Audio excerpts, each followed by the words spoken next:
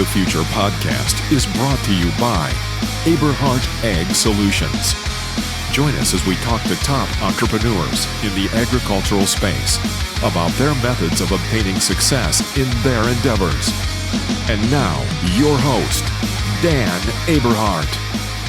Okay, folks, we are ready to roll, and I'm very excited to announce our third, I don't know if I want to call him performer, but hey, you can earn it.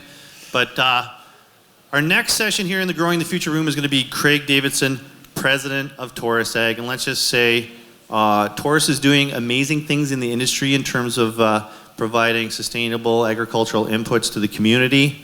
And their story really is every bushel harvested enjoys every bushel.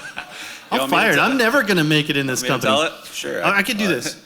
Every bushel harvested has a consumer enjoyed story. Right? Did I get that right?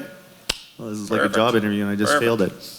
But I think that's really special because we are going to be connecting the consumer more and more through technology and all kinds of things with the farm gate, and I'm sure Craig's going to talk about it. So what I like about Craig is not only is he a great business owner and community guy and family guy and great with the nutrients as such, the nuts and bolts, but he actually has a pretty cool philosophical edge that I experienced in his presentation at Crop Intelligence. So this is not going to be your average talk. I think he's going to illustrate some really interesting points about what does the future of agronomy look like? What does an agronomist look like in 2030? So if you're in the profession, get ready to have the curtains pulled back and a little purview of what things could look like another decade from, can you imagine another decade from now, 2030? Well, we don't have to imagine it. We're going to have a picture painted by the pro, the master. Please welcome, big round of applause, Craig Davidson from Taurus Ag. Thanks, Dan. Yeah. I want to be this guy when I grow up one day. Right on. Thanks, Dan. And thanks for having us here. Obviously, it's a privilege to be here at Farm Forum back in Saskatoon, an event that we've been a part of as Taurus basically since its inception, followed it to Calgary, and glad to be back here in Saskatchewan. So today, thank you for showing up here this afternoon after a great speaker and a great lunch. I know Bryce personally and from kind of where I grew up, so it's always you kind of feel special to see a guy that growing up on that stage as a president of a great big company, and he's great individual. So Dan and I talked about this, and he asked me to present, and I thank him for that. But I picked a topic where I just say, I cannot go wrong. You can argue with me, but ultimately I can't be wrong, because 10 years from now you'll probably forget what I talked about here today, and maybe I'll hit the mark. But how many in this room here actually do a business plan? I mean, I guess I should ask, how many are agronomists in the room? Pretty well everybody. As agronomists are involved in business, how many are actually doing a business plan? A few. How far can you look out into the future? Is 10 years too far? It's a long goddamn way. 10 years is a long ways when you actually look back 10 years. If we look back to 2010, or if we look back to the turn of the century, when the world was going to end, 10 years is a long time. And at the pace that we're moving in this industry, it's almost, I'm going to say, it's hard. I was putting this together. I'm like, geez, it's hard to fathom what this business will look like in just a short period of time, 10 years, or maybe an eighth of your life, a ninth of your life, a 10th year, hopefully a 10th of your life, because we're going to live longer in the future, right? If we do what we're supposed to do as agronomists, I believe we will make people live longer.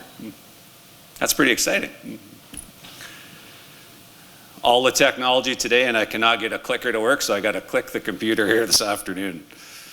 So Taurus is a business, you know what, we actually have been in business for close to 20 years in Western Canada. And over that time, we've enjoyed being a part of this industry, working with growers, working with retailers, working with consultants, and working with agronomists to actually change this business that we know and love. And it's been a wild ride. I mean, 20 years for us, it's like it's gone by overnight. And yet we're probably more excited about the future basis what's being handed to us in technology, innovation, and even in thoughts.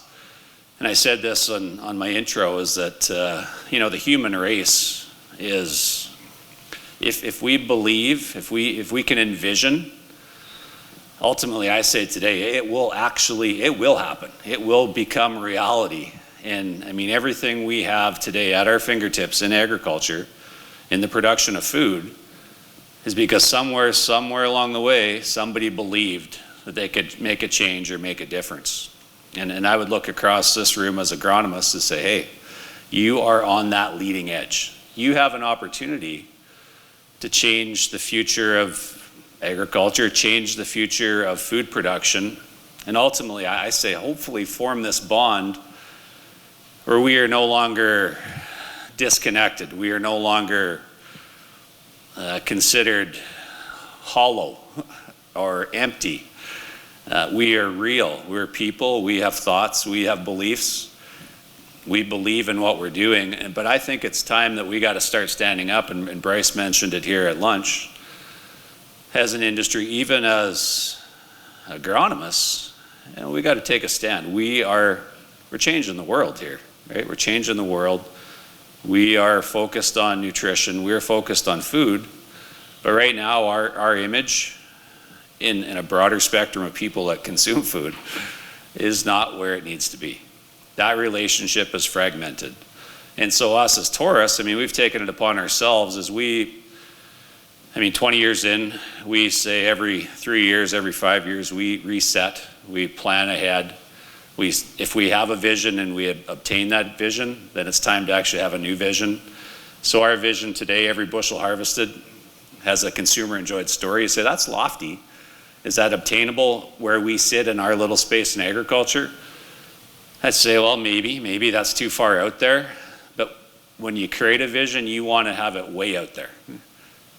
But you want to strive to that. You want to strive towards that on a daily basis, and we are. We want to be that conduit to help you, to help growers, to help this industry have a better image, a positive image in the eyes of people that eat food. The people that actually, and this is interesting, the people in our world, the people that actually can afford to eat food.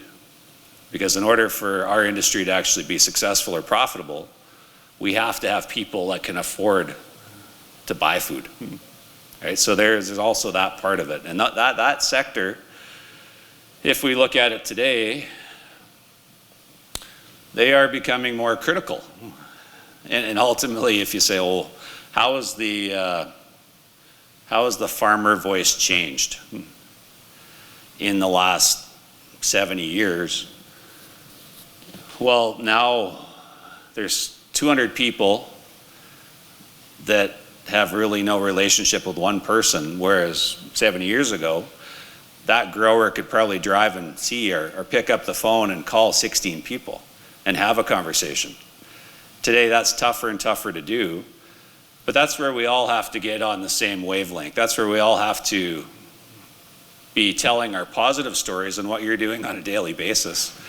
If you're working with a grower, if you're in a field, if you're seeing the rewards of your efforts, tell our stories. We have to tell our stories and what we're doing, because ultimately our voice as an industry, as growers, is becoming smaller and smaller, and yet we are impacting more and more and more people. It's crazy. It's crazy, this relationship that's gone on. So my analogy is this. You say, how far have we come in agriculture? And I look at this picture. This is July 16th, 1969.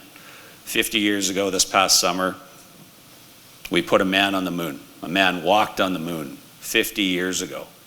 So geez, I'm sure if I wasn't born then, actually. I wasn't. You're maybe looking at me saying, yeah, you were born then in 1969. But no, I was not born in 1969. And yet, that was a monumental shift in mankind. And yet I'd say today, if I look at that, what's happened here, and I compare that to agriculture, what more have they done on the moon since 1969? Still going there and walking on it, but what more have they actually done? Have they gone to another planet with people? No, they have not. So I compare that society as a whole and what we've done, and I compare that to agriculture. I say something as simple as GIS, in the same window of time, call it in the last 50 years, 1982, that's not quite 50 years ago, but 35, 40 years ago. In that short period of time in the 80s, we went from garnering information to actually collecting that information spatially. And today, we say, geez, that's in the same window of time. We're now taking that information and we're doing it without people. People have been removed from actually delivering the goods. You say, that's crazy. We've gone from walking on the moon to just still walking on the moon to actually collecting information, collecting it spatially, and actually doing something about it, to a point where we're almost taking people completely out of the equation when it actually comes to delivering the goods. So agriculture, my analogy here is agriculture as an industry is very quick, or has been very quick to adapt to technology. I go back to that one person, 200 people. Almost necessity has forced innovation on us to a point where we have to accept change. And on a day-to-day basis, we could all argue that we don't like change. We don't like to do anything different than we did yesterday. So when somebody comes out with a new idea or new concept or a new innovation, chances are our initial thoughts are, I don't know if I believe you. I'm going to err on the side of caution. I'm going to push back a little bit. And yet when I look at that over time, as an industry, we have been very good at accepting and adopting technology, innovation, and solutions in this business because there's less growers, there's more people, and we're doing a better job of the resources that we have. One of those resources is actually land. Less land is being farmed than there was, 70 years ago. So I take that and you look forward, if we talk about autonomous farming, what are they projecting in the next 6 years? They're talking about a compounded annual growth rate of 13%. So growth year over year over year over year, meaning by 2026, 60 to 70% of the land in this country could be farmed without people. I said, wow, it's all, you say, geez, I'm not looking ahead 10 here, I'm looking ahead 6. And in that period of time, a high percentage of our land may not involve people, or there may be certain passes of equipment that may not have somebody running that equipment. Because ultimately in our world today, equipment may cross that field 6, 7, 8, 9 times in a season. Well, maybe 3 or 4 of those, or 5 or 6 of those passes are without people, like harrowing, who likes to, well, I know some people who really like to harrow because they have more time on their phone, right? It's set the auto steer and away you go.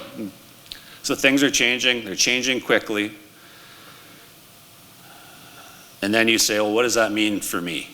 What does that mean for me? Well, I'm in this business. I'm no different than you. I went to college, and when I went to college, you come out of college and say, what am I going to do? What do I want to be? And ultimately, for us, the first, if I look at the last 20 years or 25 years that I've been in this business, a junior agronomist, somebody coming out of school, one of the things that they will allow you to do, or some of the first jobs that are presented to you are, will you become a scout? Will you go look at weeds? Right? Are you interested in covering some fields for us to identify pests or insects? And I said, that's great, and a lot of us have started there, and a lot of us are there today. And yet, I look at this, I say, well, that's fine, but if I'm looking out 10 years from now, who in this room believes that we will still have people leaving college or university, and the first job that they will actually gain is actually going out and scouting fields for weeds or insects or disease? Does anybody in this room believe that? 10 years from now, in 2030. Put your hand up if you believe it. Yeah? 2. Yeah. So 2 out of 50. What percentage is that? 4%. I should have done a quick cowboy math there. 4%, yes. Not. So is that reality? We don't know, and yet I would tell you this. In my time, looking back 10 years and speculating what the next 10 years look like, I think if we look at equipment and technology, I think if we look at things like sensory technology, we may not even see ourselves in field scouting weeds if there are actually pieces of equipment that already identify the weeds as they come out of the ground. It's happening now. I mean, I'm not looking ahead. I mean, there's technology now being employed in parts of the world that are selectively spraying weeds. So does that mean our job moving forward will be out there actually looking for those weeds if there's equipment that already identifies them? No, that will not be the case. I would also say here, if I look at this, and I look at our jobs in this industry, in how this is perceived in a broader spectrum of society, and they would say, well, that we're all brought into this business as junior agronomists. We're scouting, we're looking for weeds, insects, and disease, and then we want to spray something and we want to kill it.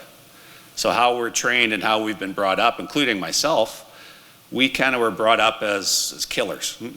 We want to kill something. We just want to, it's a weed, let's kill it. It's a bug, let's kill it. If it's disease, let's take it out. So from a societal perspective, I say, what has that done for our industry? How does our industry look at that? Well, that's fine for us, dealing with growers as our customer, but people that eat food, this is maybe where some of that disconnect starts to happen, because they see stuff like this. I say, fair enough, this doesn't look real friendly. Where is the emotion in this delivery system? We have taken, and I would argue this, with the industrious nature of our business, our ability to accept technology at a fast pace, what we have also done with our industry is we've taken emotion and we have wrung emotion right out of our business. Now, there's one sector of our business I'd say has done a pretty nice job of bringing emotion back in, and what sector would that be? Alcohol. Alcohol will bring emotion. There is no doubt about it. I had a couple drinks before I started this presentation. Organic farming has done a really nice job of bringing emotion back into the production of food. They have made the finished good emotional. And yet for us, because we've had to scale, we've had to grow, we've had to cover mass acres, what we have left behind in the last 30 years is emotion. And yet you got this society out there, people that can afford to pay for food, what they are earning for is emotion. So they are spending more money on something, though it may not be as good for them, they are spending more money on something that brings emotion. And I'm saying, wait a minute, we're doing a lot of fantastic things in broad-based agriculture, but maybe what we're not doing collectively is actually bringing emotion back into the equation. So as agronomists, and I look out 10 years and you say, geez, you know, I get into this business, I like agronomy, I like the science of it all, which is, so do I. Have we considered, do we believe in the next decade that we will also be responsible for delivering an emotional aspect to growing food? Do you foresee yourself saying, geez, I gotta do my part. I have to not just only make a good recommendation, apply the right science, but I need to do my job to make sure that when I deliver agronomy, there is an opportunity for me to tell the story in what I delivered. I just didn't pick commodity product 1, 2, or 3. I actually thought about what solution not only helped my customer, the grower, but it actually also helped society. Society wins when I make this recommendation, because we're actually not just helping grow a better crop, we're actually making a better earth. So as an agronomist, here moving forward, I think your responsibility starts to shift. Because I do not believe you'll be in a field saying, yes, you got red root pigweed or sow thistle. There'll be sensors for that. But you may be more responsible for, the finished good that comes out of that. I say we don't go to college or university to become nutritionists. And yet I would say this is the one connection point between what we're trying to achieve and what society is actually truly looking for. People that can afford to buy food and make decisions, when you strip it all back, what they are really interested in is well-being. And in well-being, the basis of that comes down to proper nutrition. So they get misled, misguided. There's a lot of marketing that goes on in this space. But I do think this is one true grounding point for us as an industry, as agriculture, and for people that eat food. And that is actually figuring out, how do we focus on proper nutrition? How do we grow plants? How do we grow food that actually provides the nutrition that people are looking for? Because that, to me, is the grounding point behind it all. And we've always done it. We have always done it as growers, as an industry. But when we went industrious, we left behind the emotion. Now, I'm saying bring the emotion in, use the science to actually identify what actually is in the food that we're actually delivering, what's in the grains that we're actually delivering. And it's not that far out there to think this way.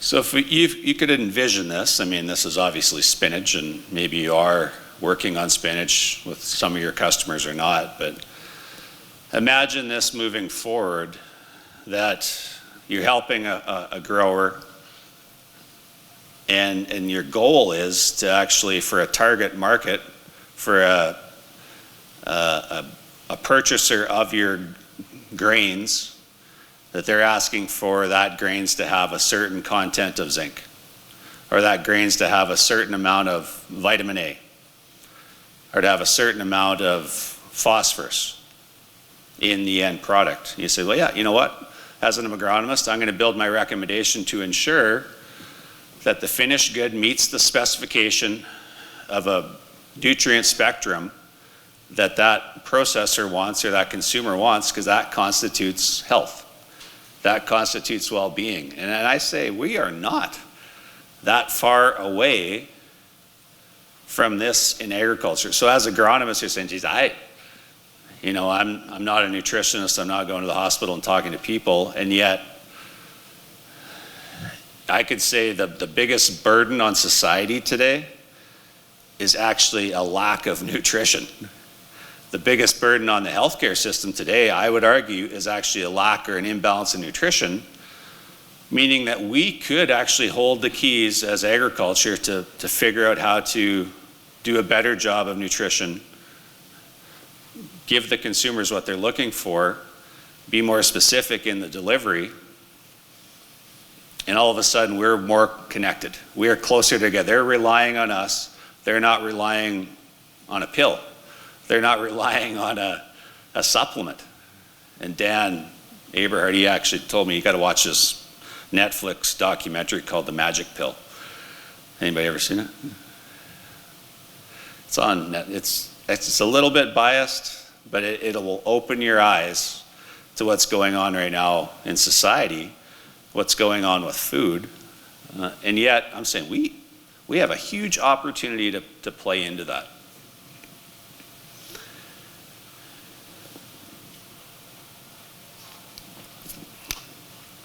So you look at this and say, well, if you treat, I did a presentation a couple weeks ago and I said, if you treat your crop like a high performance athlete, what can we do? I mean, it's amazing the genetics, the technology that have come our way, and yet, do we consider ourselves nutritionists? No, we consider ourselves agronomists, so we build fertility recommendations. I'm saying our opportunity in the next 10 years is you can become closer to a nutritionist treating a plant like a high performance athlete, manipulating, managing, altering nutrition to actually ensure that we can deliver what consumers need. Deliver the goods through the grain, not through a supplement.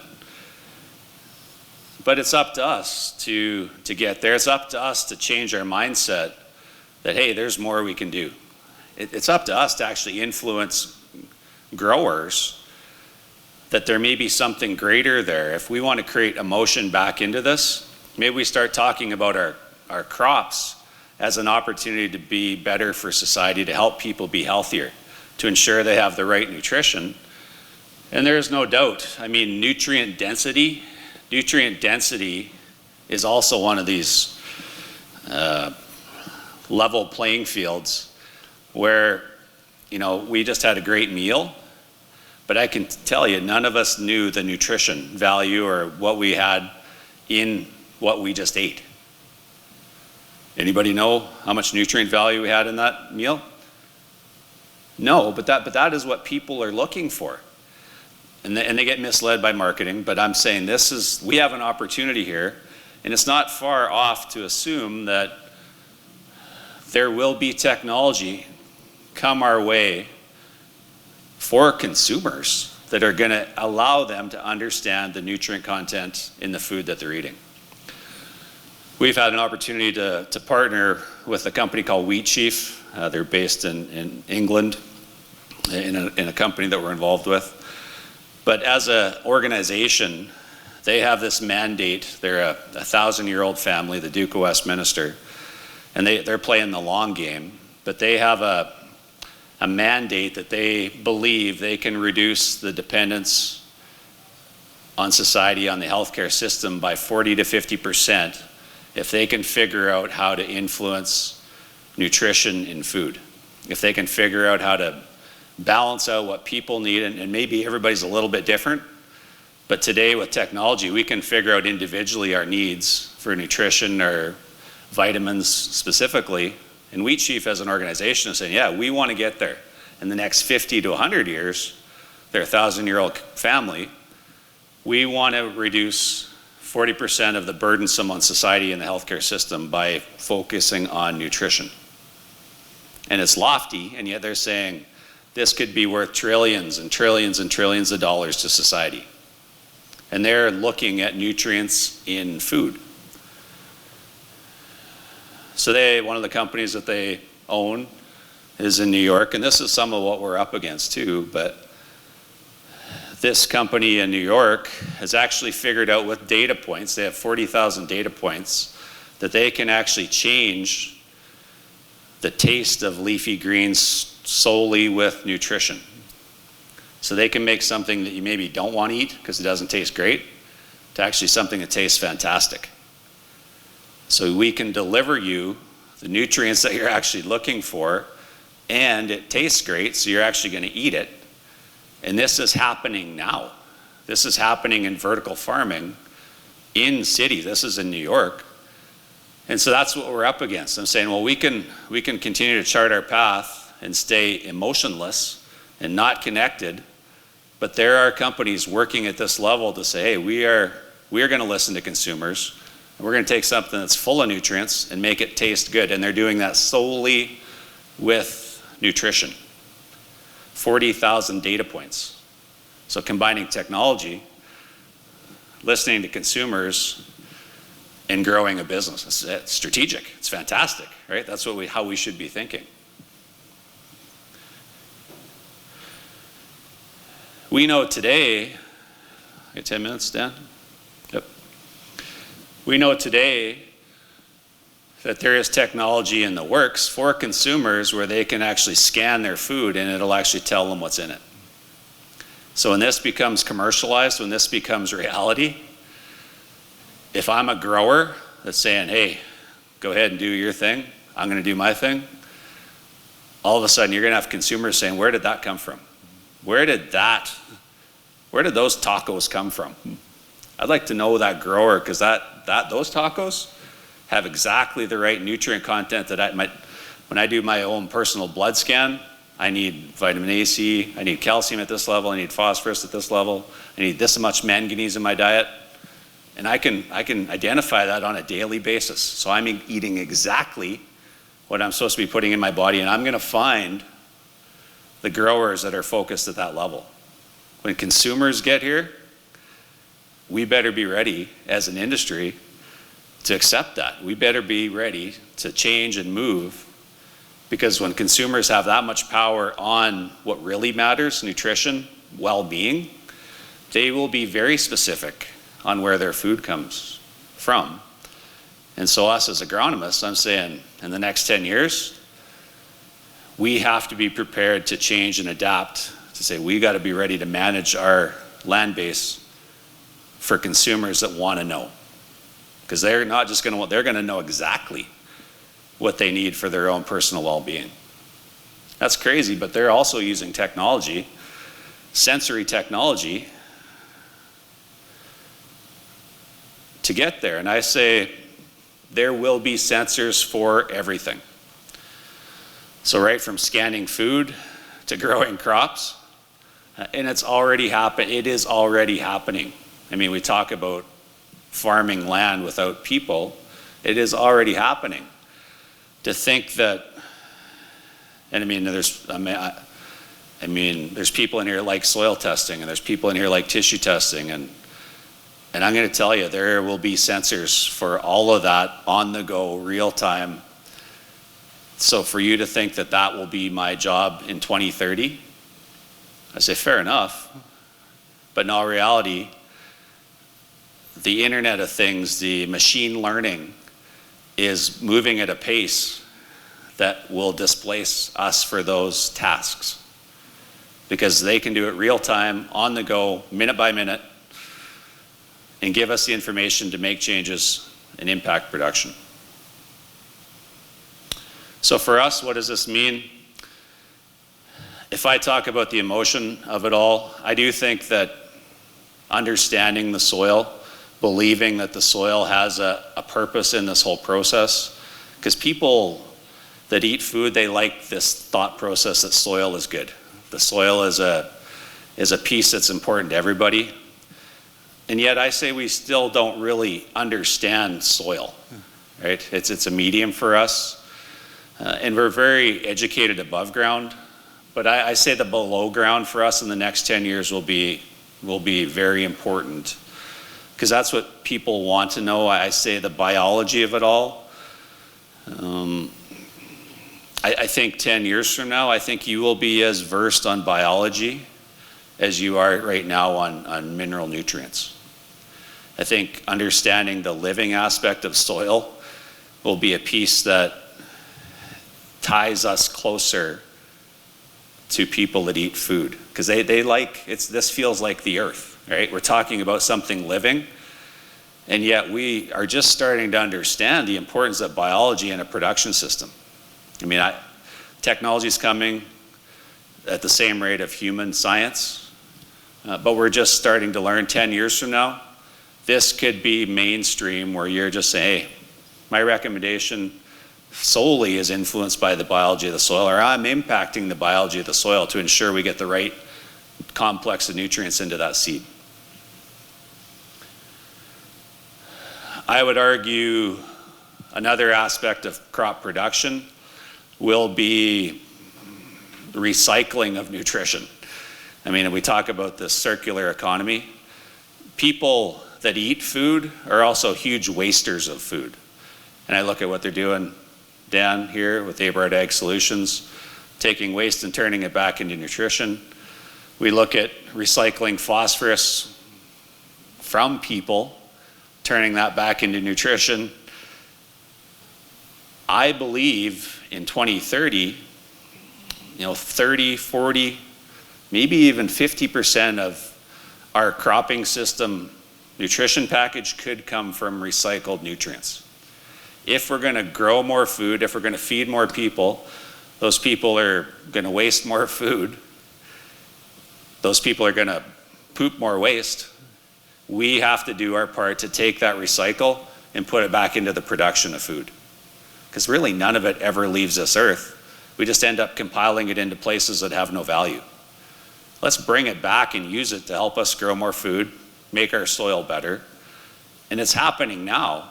But in 10 years, I think part of your responsibility as an agronomist, part of regulation may imply that you cannot build a recommendation unless a percentage of that recommendation contains recycled nutrients. Because society will not stand for it. They don't even know how much pollution they cause themselves today, but that's where we have to do our part to educate.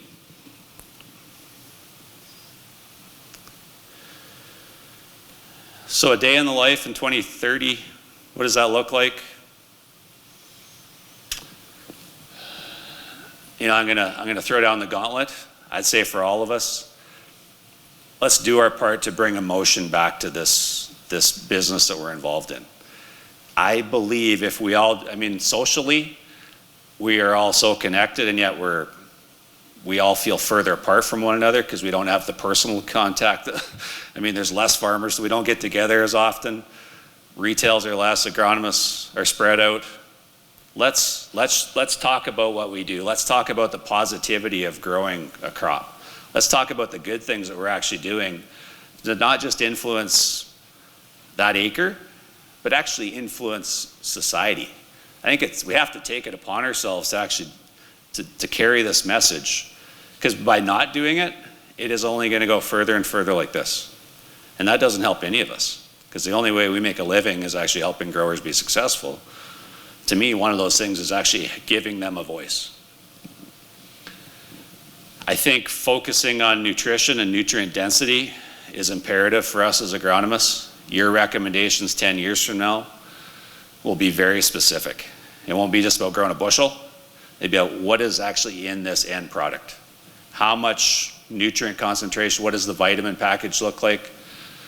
Because that is what people are looking, that is what processors will be looking for. I guarantee you processors will be very specific, meaning there is great opportunity for growers that take this path. You may become more of a sensor agronomist. So you spend more of your time actually interpreting data from sensors versus actually you being in the field. And it's happening now. I was at a summit 2 weeks ago in Regina. Water sensors are real today.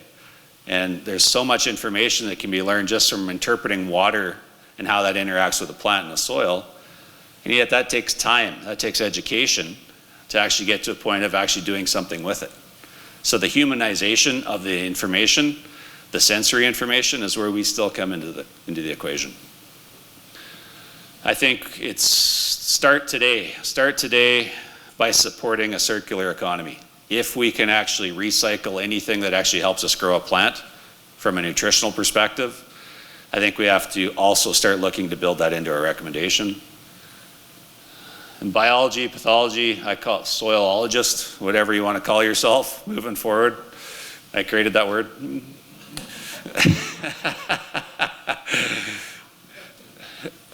Ultimately, I think in order for us to become closer, we have to embrace all of these tools, believe in the soil, believe in the land.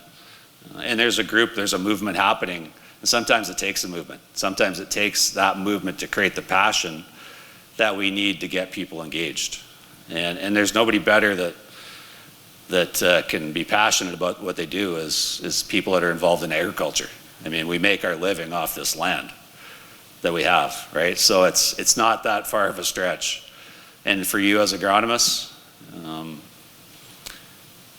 I believe it's the greatest opportunity you have in the next 10 years is to believe in what you're doing and believe in people that eat food and connect those together. So with that, thank you for your time, and enjoy the rest of the forum. We might have time for a couple questions, but my question to the agronomists in the room, with this unique perspective presented by Craig, I mean, I think the original impetus or thesis was, are you doing a business plan, and what does that look like? And after you hear something like this, does that change your business plan? I mean, if you're not doing a business plan now, do you want to do one? And if you are doing a business plan as a regular part of your practice, how do you factor in being a soilologist? It's like, hey folks, I got back from Farm Forum, I learned a whole new word, and that's what I'm going to call myself. It's going to be on my card. But is there any questions for Craig? We want to pass around. Barb has entered the room. Just a quick segue here. Barb, you want to stand up and introduce yourself and the gins you got? So if you give us your contact card with your email on it, we will put you in the draw. Craig's going to make it today before you leave. Get some amazing gin from Barb. Well, Craig, you couldn't have tied in any better into what I see our farm doing. So the Black Box Farm and Distillery just outside of Saskatoon. And we're damn proud to be the farmers that grow the grains that go into our bottles. Can I tell everybody that it's really healthy? I would love to, but everybody doesn't really want to do that.